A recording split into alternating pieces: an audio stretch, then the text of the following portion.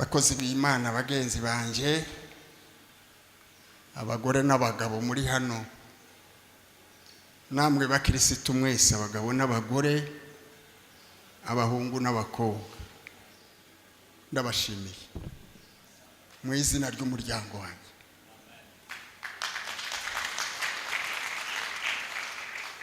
Mukimara kumva ibyabaye byiza ibi dukoranije kubagaho ngo kumwigisha yabivuze umugoroba utateguwe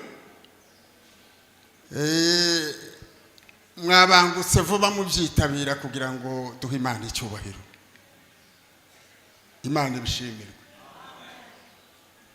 Dr. Lazaro n'umwana wacu urubyaro rwa kane yavutse ndi umuyobozi w'itorero akura yitoze by'Imana turimo ageza aha dusanga turakorana na n'ubu nubwo dushaje bazadusimbura bahari kimwe namwe mwese. Tukimara kumva ko yafunzwe muri ya buryo tuzi twese ntabwo tutakutse umutima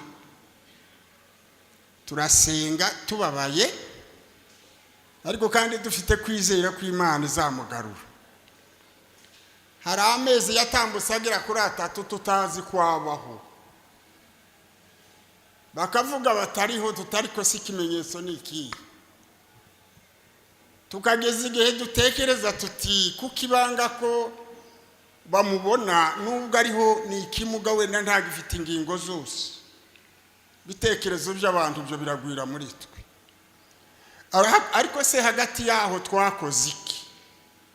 Twakomeje gusenga Imana kuko ari ishobora byose kandi ari ikwiye guhabwa imitwaro yose nyine nkuko yavuze ikayikorera twe tukaruhuka.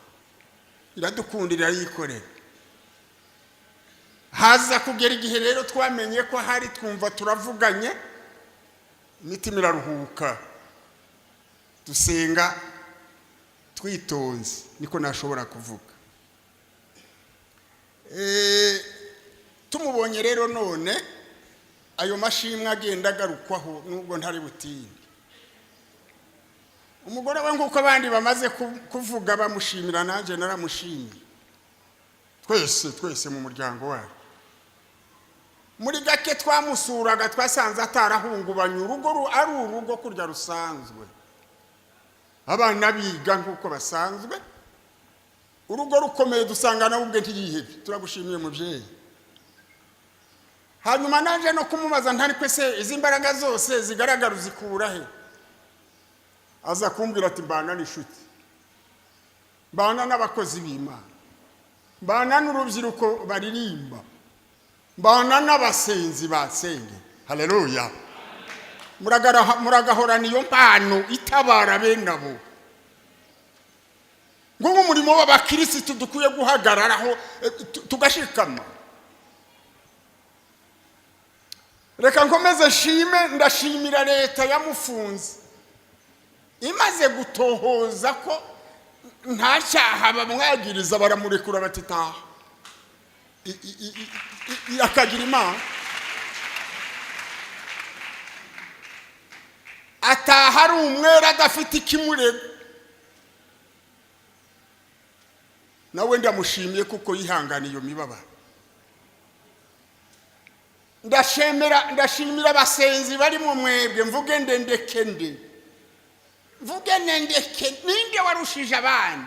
Ninde wumvishijwe cyane ninde igisubizo cyaturutseho? Nibanga ry'Imana. Ariko nawe nimba hari mu mutwaro wawe urakagira Imana uragahora usenga.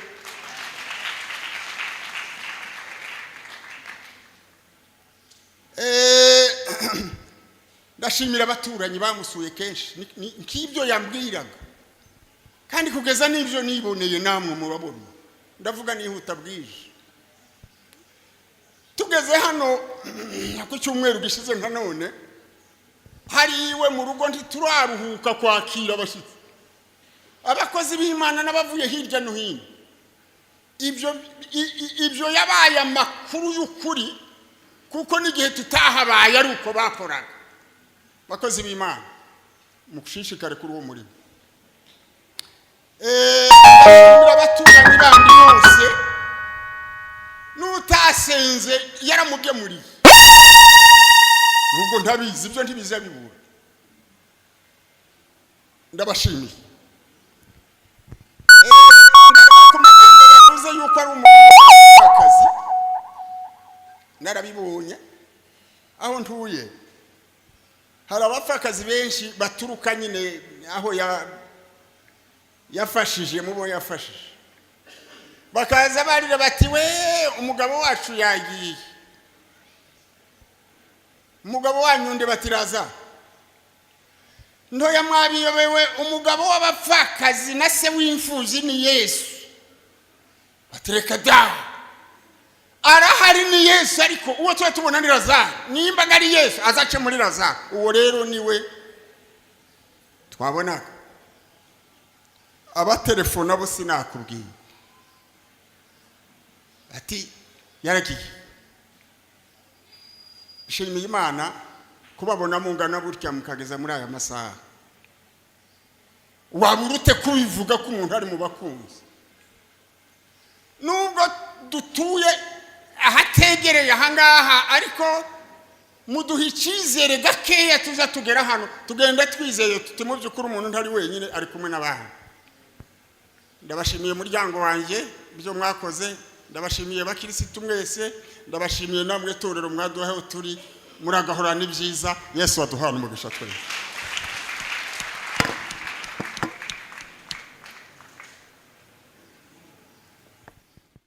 kurwanya izagira ico igutwara kandi ururimi rwose ruzaguhagurukira kukuburanya uzarutsinda ibyo nibyo murage w'abagaragu b'Uwiteka kandi uko niko gukiranuka kwabo guturuka hondi niko Uwiteka avuga amen.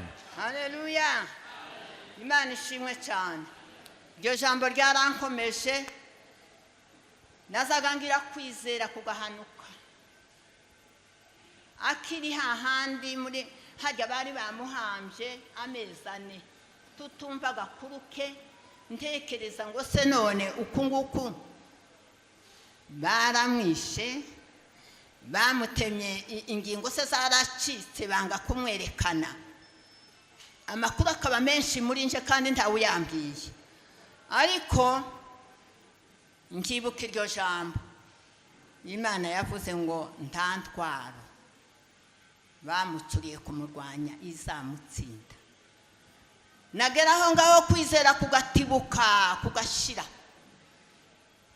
nasaba gusenga kumva kwizera kuragarutse Imana ishimwe kuko yagarutse ngifite uko kwizera kwaza kubanza kugatibuka kwageraho kwasa kukagaruka Imana ishimwe cyane shimiye Imana kuko yamurinze natwe katurinda ikaduha kwitwara neza mu kibazo cyari cyabaye tubyitwaramwo uko nyine byari bimeze nukuri ntibyaduhungabanyije ngo bise nibiduhungabanyije cyane yuko dufite Imana hariho ijambo yavuze riranezeza cyane nezezwa nuko yavuze ngo yabwiye Imana ngo agendane nayo nibuka Mose ashoreye ubwoko bw'Imana yarayibwiye ati nutagenda singenda tujane nawe kandi mbutagiye singenda nanje simbashorera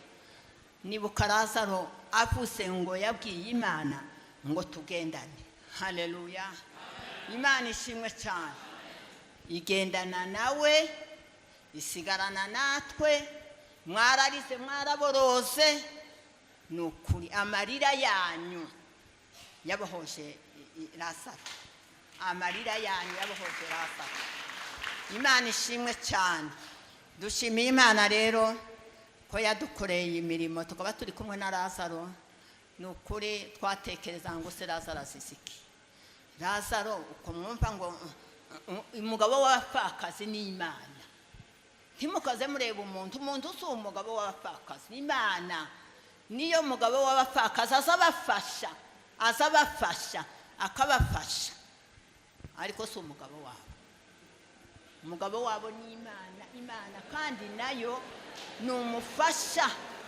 uzubafasha nawe arabafasha nkawe. Imana ishimwe cyane.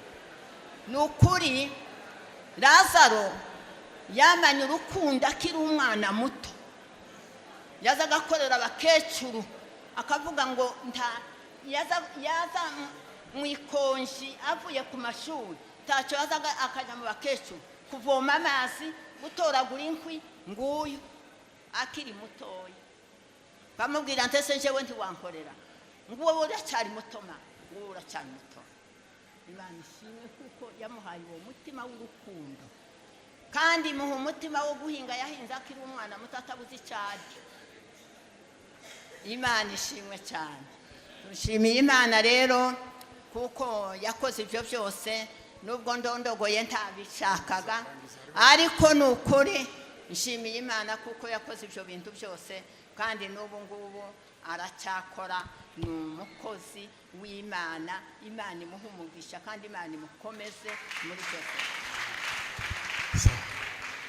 Barakoze. Tugiye kurangiza. Turasaba umuryango Mutabazi, mukuru w'umuryango, aze hano, arakurikirwa n'userukira abapfakazi mu magambo magufi kugira ngo turangize kuko umwijima wamaze kuba.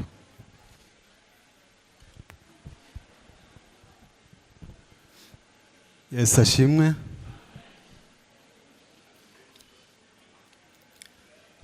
Sinzi aho natangirira, ariko reka ntangire mbashimira mwebwe mwicaye aha, mwebwe uyu munsi muri bino birori.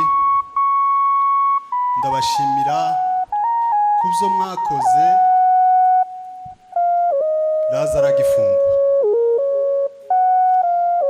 Ariko rero iyo mutaje kuza, wenda hariho bimwe yobwiwe cyangwa se ibindi, kuko hakorwe byinshi ibindi ntabibwirwe. Ariko kuboneka kwanyu muri uno mugoroba nawe yabibonye yuko mumukunda. Ndabashimiye yuko mutugaragarije urukundo nkuru. Kigira kabiri, ndashimira umuryango wa Oncle Lazaro, ndashimira umudamu we, ndashimira abana be ubutwari bagaragaje n'umutima wo kwihangana. Iby'ukuri nta yandi majambo twabona tuvuga ukwiye kuvuga ngo Imana ibahe umugisha. Ndashimira Oncle Lazaro ko Imana yamuduhaye, ikamuduha mu muryango w'Abanyamurenge. N'umwe Imana yacishijemo umuyoboro, kuko babivuze, wo kubera abapfakazi ibyishimo muri iki gihe, wo kubera abana b'imfubyi, wo kubera abasore n'inkumi umuyoboro w'ubumenyi, wo kubera abasaza b'iwacu, abakecuru bahunze b'imfubyi, akababera ikibando cyangwa se yo kugenda bishimikirije. N'umwe muri benshi Imana yatanze. By'ukuri turamushimiye kuko Imana ikugaruye tukongera tukakubona.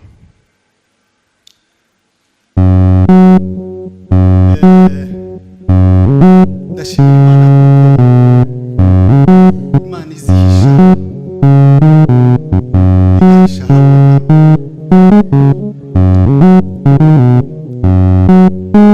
imana izihisha igahisha ahatagira agakingirizo ko kuvuga ngo umuntu abashe kwikingaho. Ndashima Imana kuko Imana yabarindiriye umugara mu bibazo byanyu, ibibazo byabagezeho n'abantu bose bari kumwe n'ibyasubiye kubera muri prison twese tuzi, ariko Imana ikabarinda bose, bamwe turi kumwe n'abandi tutari kumwe, tuzi ko ari beza.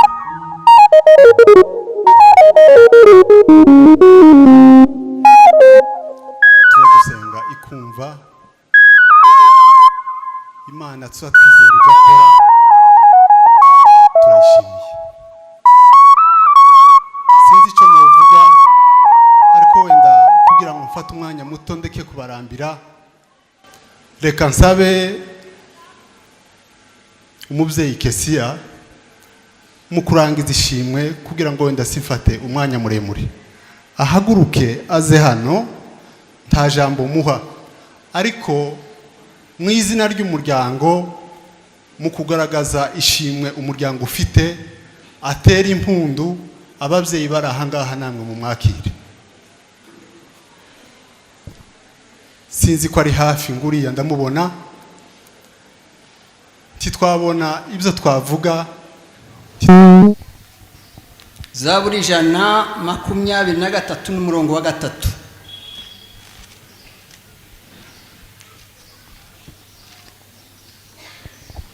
Zaburi 123 n'umurongo wa 3.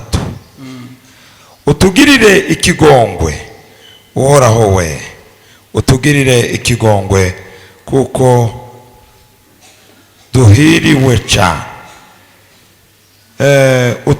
Reka nsubiremo. Utugirire ikigongwe uhoraho we, utugirire ikigongwe kuko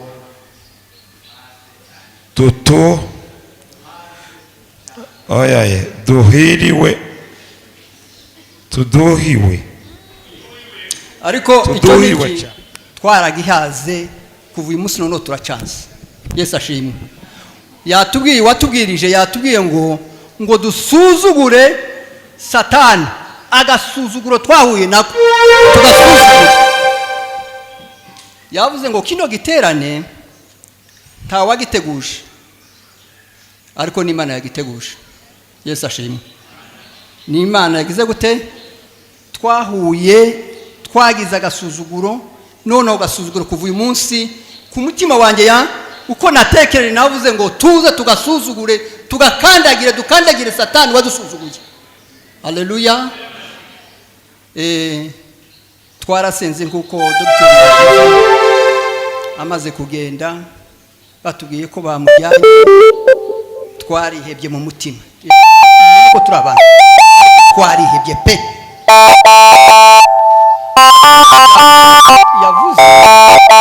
Yaravuze ngo Mana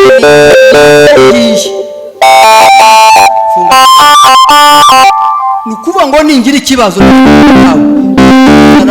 turaba turi kumwe, tuguhisha nimfa. Tekereza umuntu wagitekereza iryo wari kwisonza, turasonzana. Ikibazo nkora cyose mbura nacyo,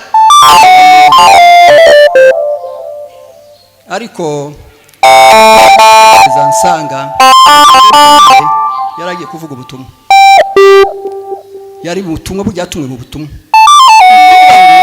Kuvuga ubutumwa ibaza muri bwa butayu yagukishijemo, niho Imana yagutumye kugira ngo uke muri buriya butayu ujye gukiza bariya. Babana bakava muri gereza, bari kuzava mu giheke, ubwo ni Imana yamutumyeyo.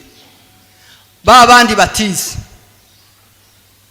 Imana yararebye ati aba bantu bazapfara abayinga, ashakisha umuntu uzajya kwigisha bari abana kugira ngo nabo bazabimenye. bamenya gusoma bagira ubwenge ishakiwe uwo yatuma isanga ni Dr. Lazaro. Ahari twebwe twari ko tujuguma, twari dufite ibibazo byinshi, ariko Imana yari yamutumye. Bari abantu ninde ntiba hari ahantu yatubwira abantu nasanze bafite ibibazo birebye n'ubu urugo baramuhamagara, bamuhamagara yaratashe, bafite imbuto bamukura na n'ubu hari Imana izakura.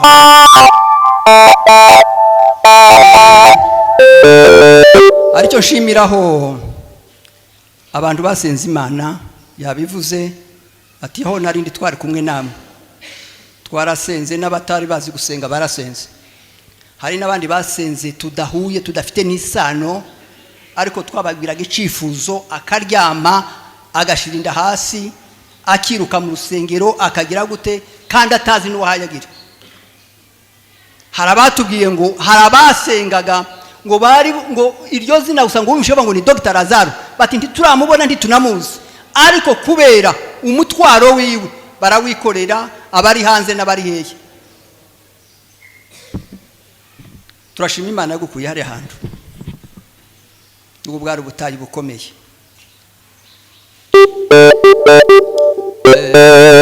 Turashima Imana cyane na madame wi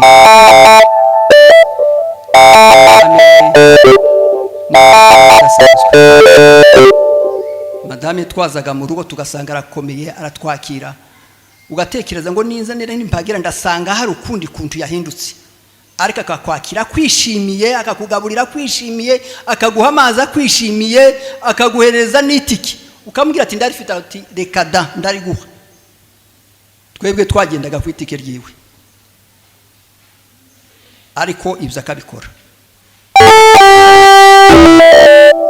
Turagushimira iby'Imana yagukomeje mu mutima wawe n'abana bakomera.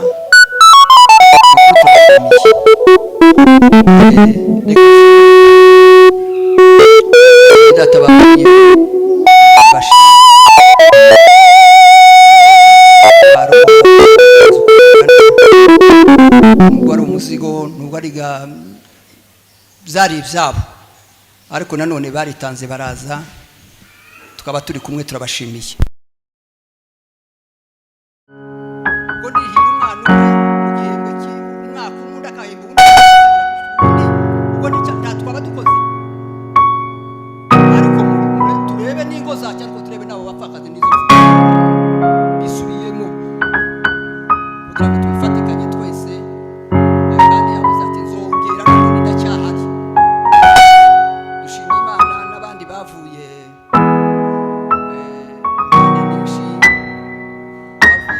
hanze y'igihugu, abo turabashimira Imana kuba nabo barageze hano, turi kumwe nabo. Imana ibaheze umugisha. Murakoze. Cyangwa akanagutelefona uzugira umunezero udasanzwe, ukavuga uti yo kumba Imana iranzi inyohereje uyu muntu kuza kumpumuriza. Ni ukuri Lazaro wajanye n'ibikorwa byiza byaraguherekeje, kandi nibyo wabanyega nabyo hariya nibyo byakurinze. Ariko Imana gukorera Imana no mu kaga ibikorwa byiza bizoza biseruka bikore. Haleluya. Mwarasenze ndiyo, ariko akenshi n'ibikorwa byamukuye hariya. Jewe nibukije Imana ndayibwira ngo Mana iwacu hari habaye kuriya, ariko Lazaro yifitiye ishuri rye, yifitiye akazi kiwe, ariko arimo kwanga akazamuka hariya. Ese arimo kuja kwakora iki? Mana ntubona ko arimo kuja gutabara ubwoko bwabo, ariko uzi gupfana n'ubwoko bwanyu. Ese iyo bamurasira muri iriya misozi, hari umwana yarahaye hasanga wiwe, hari se yazasanga se ntiyararyamye hariya, ariko kubera gukunda ubwoko Lazaro imana izoguha uwo mutima wo guhora ukunda ubwoko kandi uzabufira, kandi umuntu upfira ubwoko bwiwe aba ari umugabo kandi aba ari umuntu mwiza. Kandi wazanye ijambo ryo kuvuga ngo tubabarire, dukunde n'abanzi, dukunde abantu bose. Imana iguha umugisha kandi nongeye kugukunda Raza, ni ukuri Imana iguha umugisha, Imana iguheza ubwo butwari yagushizemo bwo gukunda imfubyi n'abapfakazi bazakurezeho agataka uhaye ubikora.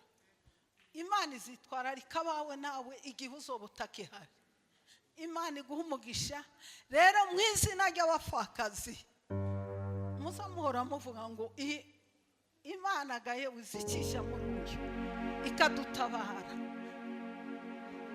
Tuzohorana umutima, tuzohagarare kumva yawe tuvuga ngo Mana twibukije Imana, tuyibwira ibikorwa uhaye ukora, tuyibwira abadorikasi ko yabazuye kubera ibikorwa, nawe irabikoze, turakubonye kandi turashimye cyane cyane. Mwabagabo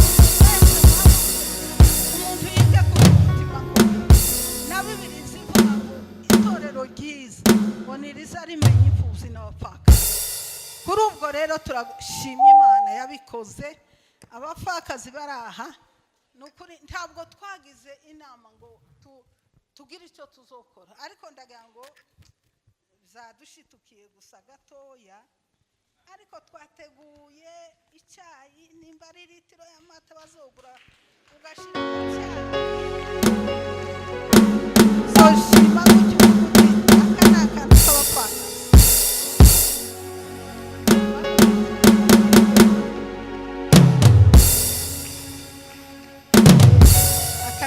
Akanje ku giti cyanje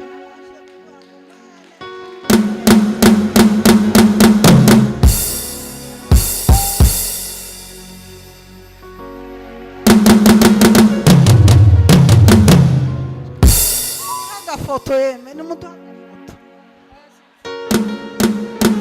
agafoto na Nazara hagaze na Serina. Turagushimiye mama ko wihanganye, warakoze cyane. Imana iguha umugisha. Murakoze.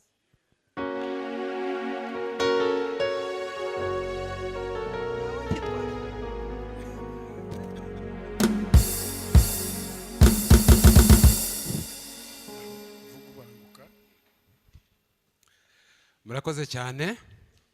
Uyu munsi ni w'amashimwe. Tugiye kuvuga, hari abandi bagabo bari hano sinzi impamvu bataje. Ni ifoto y'urwibutso tuba dushaka. Twebwe dukomoka mu karere kamwe na Dr. Lazare. Ndavuga amagambo abiri gusa, amenshi yavuzwe.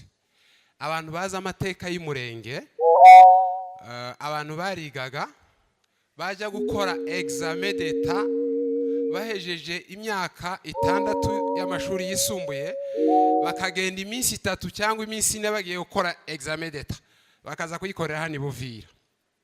Ariko Dr. Lazare kugeza uyu munsi mu Minembwe hari university.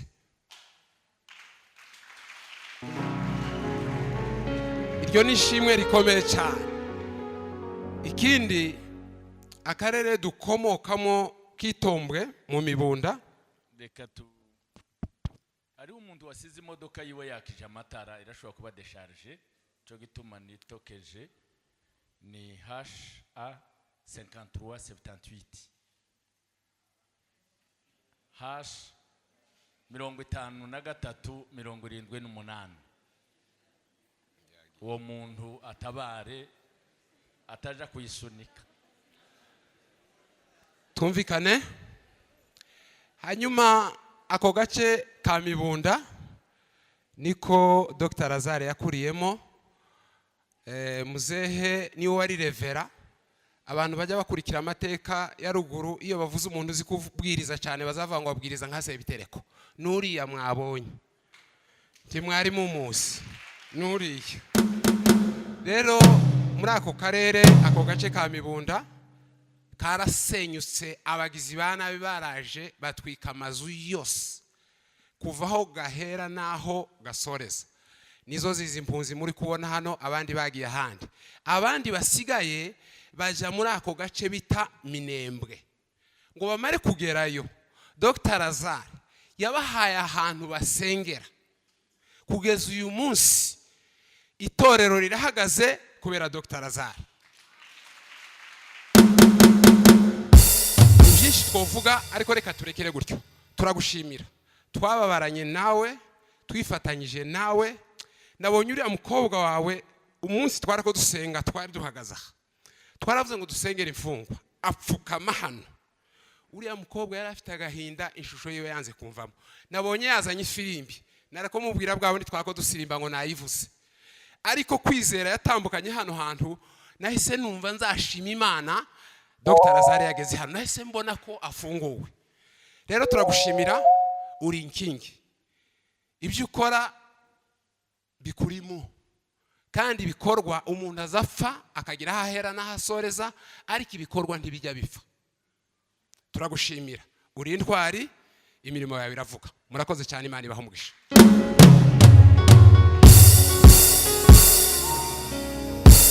Nanje ndangize, simvuga menshi, ndarangiza nsenga, shima Imana mu masengesho. Ariko mbere yo gusenga reka mvugeho gatoya, kuko umunsi bamufataga hariya Uvira nije yahamagaye wa mbere, njyewe ntuye Lubumbashi, ariko arambwira ati baramfashe, ariko sinzi nimba hari ikibazo mfite.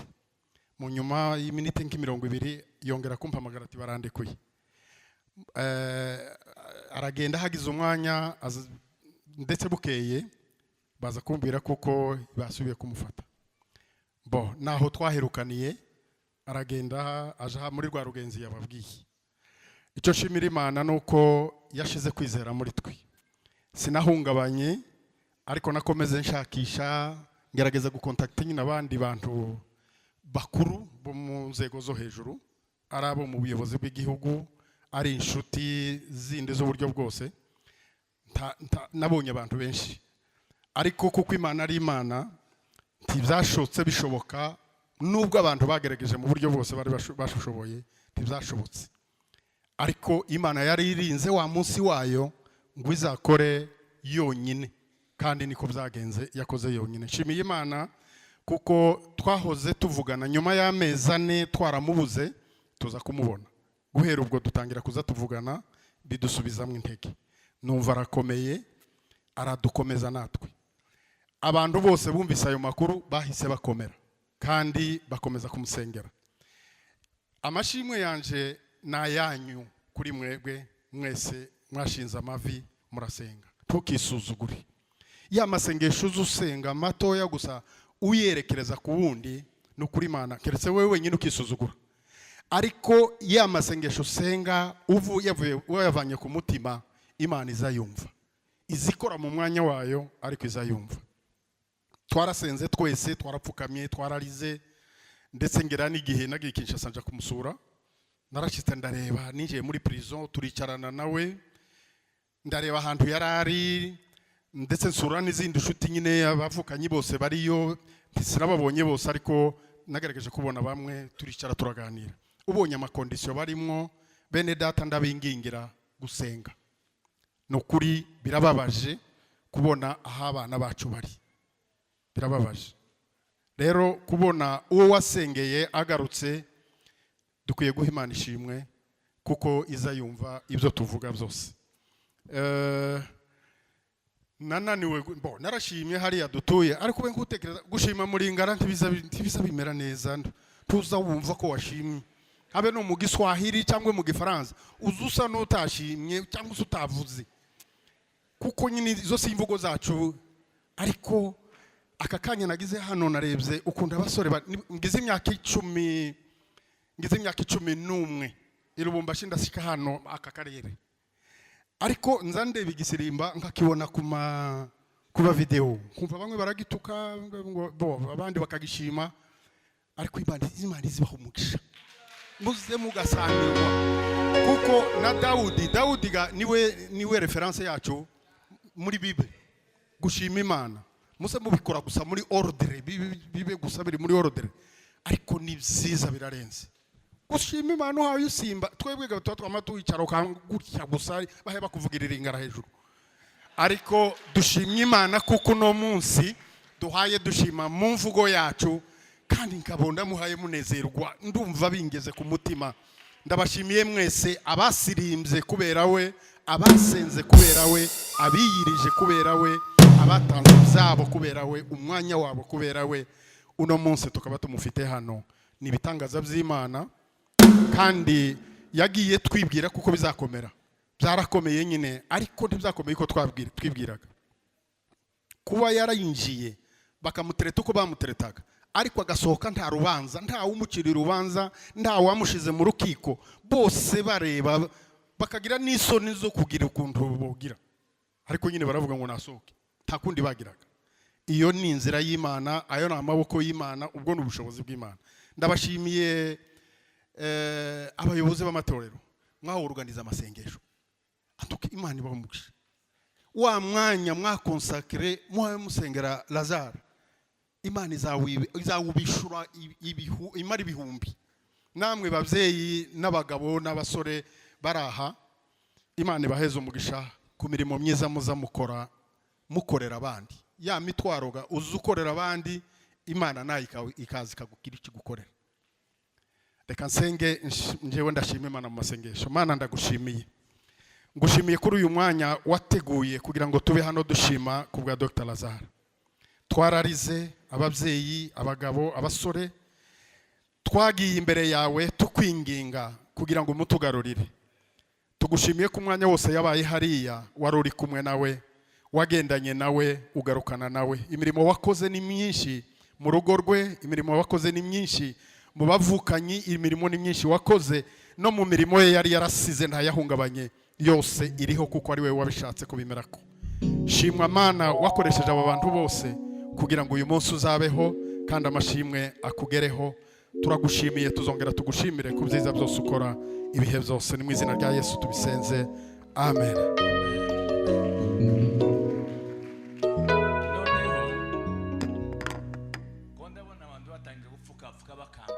bashaka gusohoka nibyo amasaha aragiye ariko kandi hari ijambo yasabye ko muraryibuka noneho nimba twaje ku mashimwe nimureke dusozere igitaramo kandi tugisozerere kuri rya jambo hari hagisigaye abantu babiri ba nyirarume basabye ngo baravuga umuntu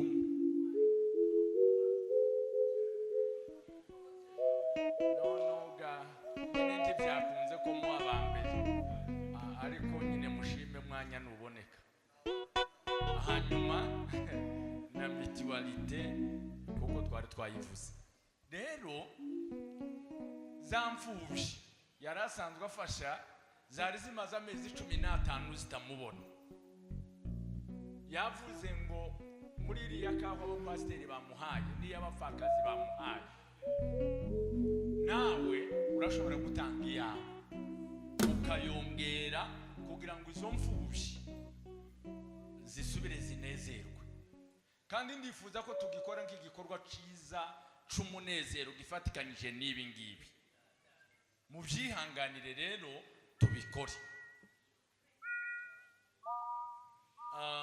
reka nsabe muzehe nahaguke ndahagarara iruhande rwawe kugira ngo ndebe ko wa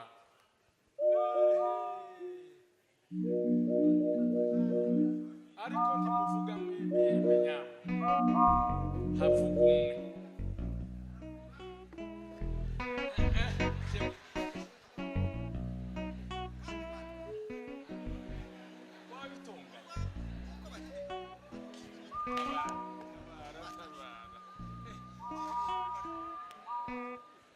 reka tu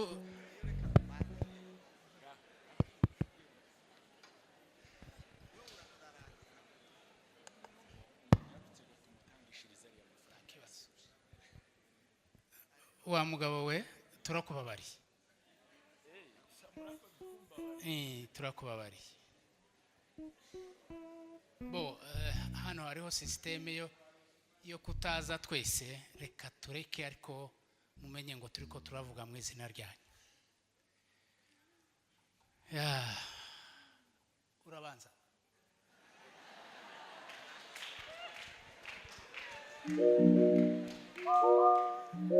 Bwana asifiwe. Niyo abaporo baza baceceka kandi muceceke dutegera. Nubwo tuvuze nyuma nta kibazo, ariko jewe ndavuga mu izina ry'abasaza batari hano n'abari hano, ariko cyane ndavuga ijambo ry'abasaza aho yaratuye. Bavuze ngo Lazaro uhumure, igihugu wasize ntikigeze kivugirwa ngo bihunyira kuko kigituyemo ibihumbi.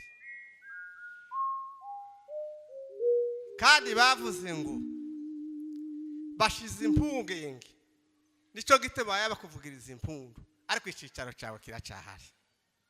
Pfubyi n'abapfakazi barakurinze. Imana igufashe. Twari kuvuga ipambiyo ndende, ariko gareka gaturekere gutyo tuzayivuga undi munsi, kuko amashimwe ya Lazaro ni maremare cyane. Turashimye ku musaza turi kumwe nawe, humuri. Niko umwanditsi yavuze ngo ndakuza uryamye, ndakuza ubyutse, ndakuza uhaye ugenda, ntukazogenda ari impungenge. Dushize impundu reka tuvuze, dushize impungenge reka tuvuze impundu.